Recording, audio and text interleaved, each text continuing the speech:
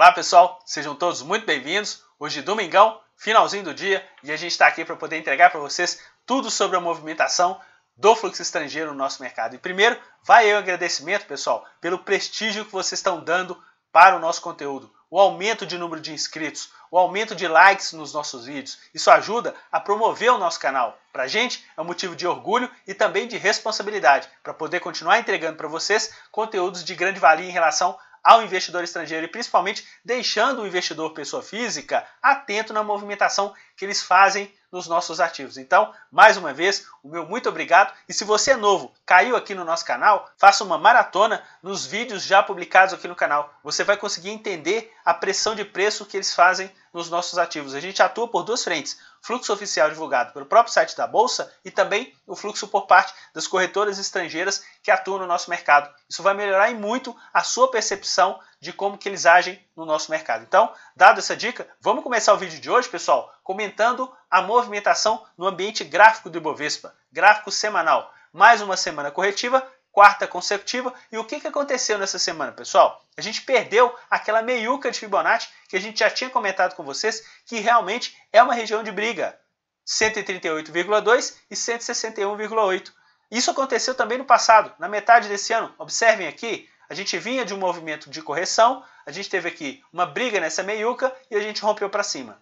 A gente teve, no final de 2016, a gente vinha no movimento ascendente, briga nessa meiuca e depois uma correção. E agora a mesma coisa, a gente vinha no movimento ascendente, briga na meiuca e uma correção para o nosso mercado. E conforme a gente está sempre comentando com vocês no ambiente do fluxo estrangeiro, toda essa movimentação de queda, a gente já está observando em relação a essa movimentação que eles fazem no nosso mercado. E nessa semana, dá uma olhada como é que fechou aí a movimentação das corretoras estrangeiras no ambiente do mercado à vista e mercado futuro. Ponta vendedora em tudo, pessoal. No mercado à vista, no mercado futuro e até para a moeda americana. Coisa que não é normal, porque são dois mercados que são inversamente proporcionais. O dólar comercial fechou cotado a semana a 3,27, ambiente de queda. E o que eles fizeram no nosso mercado à vista? Depois da semana passada, que eles tiveram uma ponta compradora de 400 milhões, dando um refresco nas vendas, o que eles fizeram nessa semana? Retomaram a movimentação vendedora, 100 milhões de saldo no nosso mercado. Em relação ao mercado futuro, na semana que passou, ambiente ficou vendedor em 40 milhões e nessa semana, ambiente vendedor de 200 milhões de reais no nosso mercado. Isso ajudou o quê? A calçar a movimentação de queda para o nosso Ibovespa. Então, vamos ficar sempre atento, porque aqui embaixo, pessoal, é o que a gente tem de melhor para poder entregar para vocês que acompanham o nosso conteúdo. Os ativos que eles compraram, 1,77 de desvalorização média, ou seja, perderam dinheiro sim. Só que, dá uma olhada aqui, os ativos que eles venderam, desvalorização média de 2,82. Olha a projeção, pessoal. Conseguiram lucrar muito mais do que na ponta compradora. Ambiente de valorização em relação à projeção de lucros que eles tiveram nos nossos ativos. Como carro-chefe de compras na semana, a gente teve aqui as ações da JBS, mais de 7% de alta. E no vídeo que a gente soltou para vocês na quinta-feira, a gente estava vendo já que era o ativo como destaque de ponta compradora por parte deles no nosso mercado.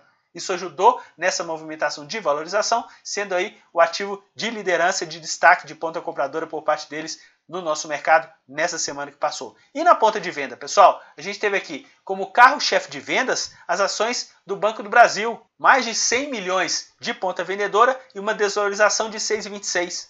Também as ações da CCR como destaque da semana, com 6,96 de queda. Lembrando que na semana que passou, eles fecharam com o ambiente comprador em CCR. O ativo tinha caído quase 4%, 3,99, e eles compraram 60 milhões. Só que nessa semana, eles andaram com o ambiente vendedor, inverteram a mão e o ativo caiu quase 7%. Venderam 40 milhões a mais do que o ambiente comprador na semana que passou. Ou seja, dando uma olhada num prazo um pouco maior, eles tinham dado um refresco de 2 semanas de compra no ativo e agora nessa semana ambiente vendedor com maior ênfase em relação às ações da companhia no nosso mercado. E Banco do Brasil, pessoal, tinha sido o carro-chefe de vendas no nosso mercado nessa semana que tinha passado. Exatamente, eles tinham vendido mais de 100 milhões, 120 milhões para ser mais preciso, e o ativo tinha caído 8,5%. Nessa semana, mais 144 de vendas com uma queda de 6,26%. Aproveitando esse setor bancário, lembra que no último vídeo da semana passada a gente chegou a comentar com vocês que eles estavam com o ambiente vendedor mais expressivo em Banco do Brasil, um pouco menos expressivos em Bradesco e um ambiente comprador em Itaú. E olha o que aconteceu essa semana, pessoal. Bradesco, eles inverteram a mão para uma ponta de compra, o ativo caiu, sim, 3,5%, mas não tanto como as ações do Banco do Brasil. E no caso de Itaú, foi o carro-chefe de compras por parte deles no nosso mercado, pessoal. O ativo caiu, sim, também, só que 0,95%. Vocês conseguem perceber dessa forma o coeficiente é esse poder que eles têm. No mesmo setor, um ativo que eles vendem cai 6%. O ativo que eles compram também cai, só que muito menor intensidade para o nosso mercado. Falando com vocês também no setor de siderurgia, vocês estão lembrados que a gente tinha comentado com vocês no último vídeo que eles estavam com ambiente vendedor em Usiminas e CSN? Olha o que aconteceu nessa semana, pessoal. Usiminas inverteram a mão. Ponta compradora de 14 milhões e o ativo fechando a semana aí com uma valorização de 3%. No caso de CSN, ficaram praticamente no 0 a 0 e o ativo caiu. E no caso de Gerdau, pessoal, olha aqui, movimentação vendedora e o ativo caindo aí quase 5% no nosso mercado. Venderam Gerdau e também venderam Goal, cerca de 19 milhões, não aparece aqui porque o ativo com o menor volume de venda deles foi 22, que foram as lojas Renner, só que Goal, ponta vendedora por parte deles de 19 milhões, com uma desvalorização superior a 7% no nosso mercado. Ou seja, no setor de siderurgia, conforme a gente já tem comentado com vocês, eles estão mais atrativos com o ambiente comprador nas ações de Usiminas. Lembrando, mais uma vez, o nosso canal, pessoal, não é call de compra. O nosso canal não é call de venda. É para vocês simplesmente ficarem alertas, pessoal, da pressão de preços que eles fazem nos nossos ativos. E você tome a sua decisão por conta própria, embasado em argumentos coerentes. E nunca use o seu dinheiro sem o devido gerenciamento de risco no mercado financeiro, ok? Então, pessoal, dando uma olhadinha aqui nessa pressão que eles fizeram no nosso mercado, eles encerraram a semana com uma projeção de lucro de 5 milhões.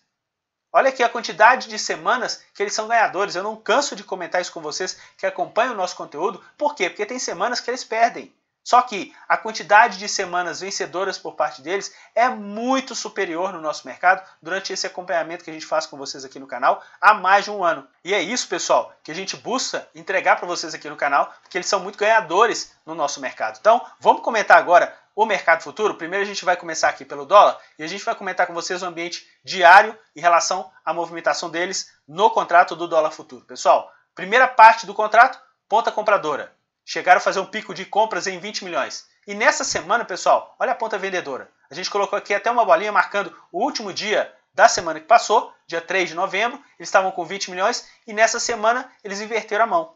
Terminaram, inclusive, a semana aí com uma ponta vendedora e já com saldo acumulado de 7 milhões. Não deram nem bola com a movimentação de valorização que a gente teve para a moeda americana no pregão de sexta-feira. Em relação à movimentação deles nos contratos futuros do Ibovespa, pessoal, dá só uma olhada. Eles terminaram na sexta-feira passada exatamente nessa ponta aqui que a gente está demarcando para vocês com essa bolinha. Olha aqui, diante dessa movimentação, o mercado na segunda-feira subiu. E o que eles fizeram? Venderam. Quando chegou terça-feira, o nosso mercado derreteu. O que aconteceu, pessoal? Eles compraram. Quando chegou na quarta-feira, o nosso mercado recuperou toda a queda. Eles ficaram mornos, inclusive com leve posição vendedora. Quando chegou na quinta-feira, o mercado desceu e eles simplesmente socaram venda durante todo o pregão, conforme a gente tinha comentado com vocês no vídeo. E também no pregão de ontem, mais ponta vendedora. Aí você comenta, poxa, Renato, então por que eles fizeram essa compra aqui quando o mercado estava derretendo? Pessoal, para melhorar o preço médio deles. Por quê? Vocês estão observando que nesse início de contrato, o mercado está caindo e eles estão com uma ponta compradora. Ou seja, eles estão tomando ré em relação ao preço médio. Então, quando o mercado teve essa queda mais expressiva, eles aproveitaram para quê? Para comprar, para melhorar o preço médio deles. Só que quando o mercado recuperou, em vez deles continuarem com aquela ponta compradora para a gente ter realmente a noção que estavam com essa perspectiva positiva, eles simplesmente ficaram no 0 a 0. E é isso que a gente sempre tenta mostrar para vocês, a expertise que eles têm. Ou seja, eles não deram nem bola para essa movimentação e depois, quando chegou no pregão de quinta-feira, o mercado derreteu e eles venderam desde o início do pregão, conforme vocês viram lá no vídeo que a gente deixou publicado aqui no canal. Então, a gente segue muito atento nessa movimentação por parte deles no nosso mercado futuro. E eu vou aproveitar, no vídeo de hoje, tem quadro novo aqui, que a gente vai comentar com vocês aqui, pessoal, a participação tanto do investidor pessoa física e também o investidor estrangeiro no ano de 2017. Dá só uma olhada, pessoal. Aqui na cor verde está a participação de fluxo mensal do investidor estrangeiro.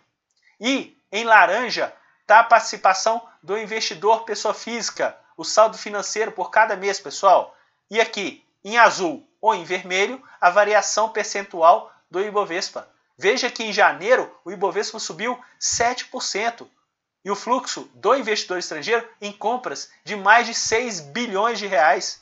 Investidor pessoa física fazendo o quê? Vendendo. Quando chegou em fevereiro, o Ibovespa subiu mais 3%. O investidor pessoa física vendendo. Quando chegou em março, o Ibovespa caiu 2%, 2,5%.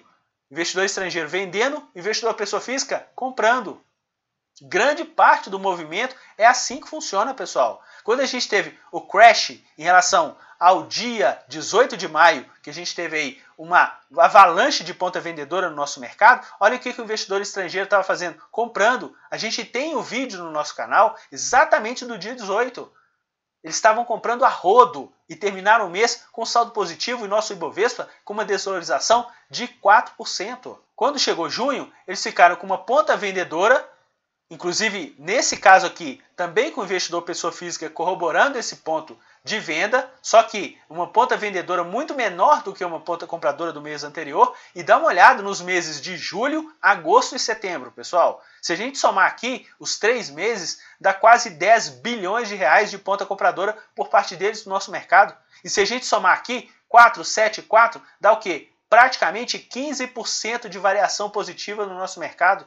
E o investidor pessoa física vendendo. No mês passado, o que aconteceu? O nosso índice terminou praticamente no 0 a 0 e o investidor estrangeiro já saindo. E esse mês, o nosso índice, até o presente momento, com uma queda mensal de 2,88 e o investidor estrangeiro saindo. O investidor pessoa física com uma leve ponta compradora, conforme vocês vão ver aqui no nosso ambiente do gráfico com os dados divulgados pelo próprio site da Bolsa. O investidor estrangeiro, 1 bi e 700 até o dia 8.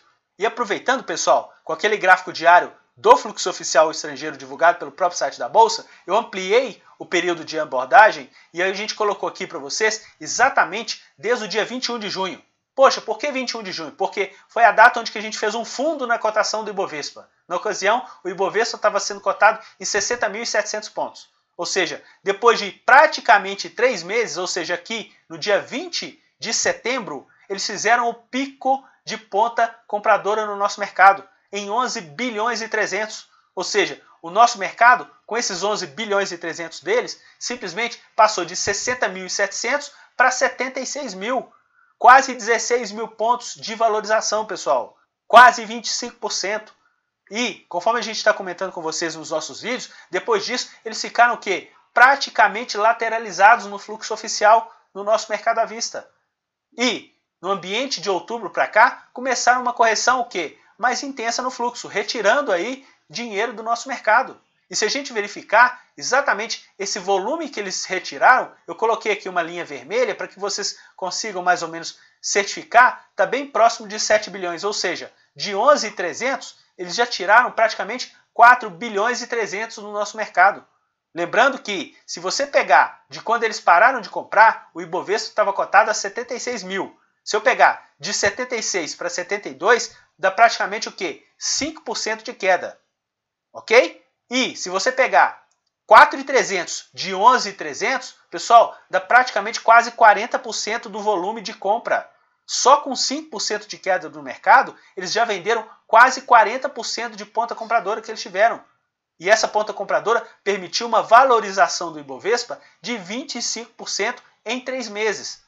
E é isso que a gente está aí bem atento em relação a essa movimentação do fluxo. Lembrando que como a Bovespa divulga com 2 dias de atraso, ainda falta computar o pregão de quinta-feira e o pregão de sexta. E a gente sabe que pelo fluxo das corretoras estrangeiras que a gente acompanha, foi um fluxo de saldo vendedor. Então, provavelmente, a ponta vendedora por parte deles está maior do que as atuais movimentações que a gente está verificando aqui desse saldo, perto de 7 bilhões em relação a esse início do rally do nosso mercado, exatamente no mês de junho, em relação a essa movimentação de preços. Então, mais uma vez, eu gostaria de agradecer a vocês, pessoal, imensamente o carinho que vocês têm no nosso canal. Isso para a gente é motivo de orgulho, de poder deixar os antenados. Movimentação do fluxo, movimentação também das corretoras estrangeiras que atuam no nosso mercado e quando eles são ganhadores no nosso mercado, também essa pressão que eles fazem nos nossos ativos, simplesmente tendo a oportunidade de ganhar dinheiro e simplesmente fazer pressão de preços em relação à cotação das nossas companhias. Então, fica aí uma dica, mais uma vez, se você gostar do nosso conteúdo,